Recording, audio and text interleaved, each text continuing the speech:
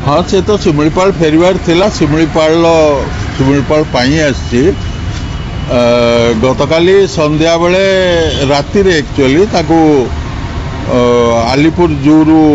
release कले कागज पत्र हैला परे ओडिशा फॉरेस्ट को हैंडओवर कले तो ताकू नहीं आनिकी सकाळू पुणी पहुंची 6:30-7 बेल को शिमिलीपाल कोर एरिया रे तो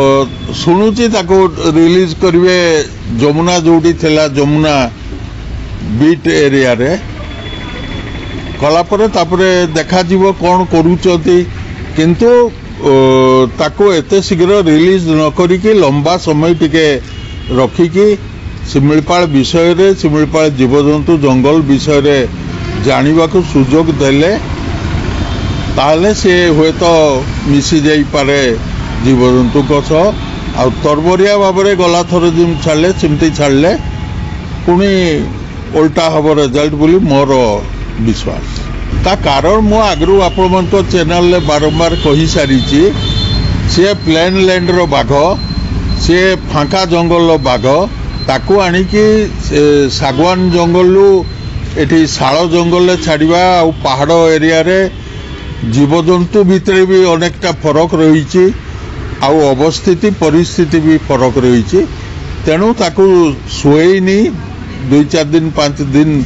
समय भितर ताकू शुएनी से खाप खोई पारिनी तेणु तार जो प्लेन लैंड रहिबार अभ्यास से प्लेन लैंड खोजिकी चली जाइए स्वास्थ्य अवस्था तो निश्चय जू को नहीं माने सेठी थोरो चेकअप करथिबे ता हेल्थ चेकअप होइतिबो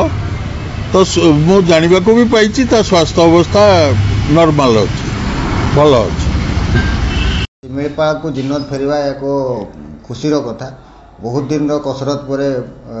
वन विभाग मेहनत पर बेंगलुरु जाकि धरिकी नहीं आसछन ट्रिटमेंट भी कर खुशीर कथा जो मैंने शिमिलीपाल को भल पाउथिबा शिमिलीपाल को जो काम जिन्नत आसी भल पाउथिबे एमान बहुत खुशीर कथा किंतु अपर पक्ष देखापी गले जिन्नत आसला महाराष्ट्र आसला मयूरभंज रहा शिमिलीपाल रहा किसी दिन व्यवधान पर ये पलैला तो कहीं पलैला कहीं रहा नहीं से बाबद में प्रशासन चिंता करवा दरकार कि अधिकारी मैंने चिंता करवा दरकार आग को जमी जिन्नत एठू खसिकी न जाए आग को जमी प्रहसन न हुए से बाबद में मत ध्यान देवा दरकार और जिन्नत आसवा और शिमिलीपाल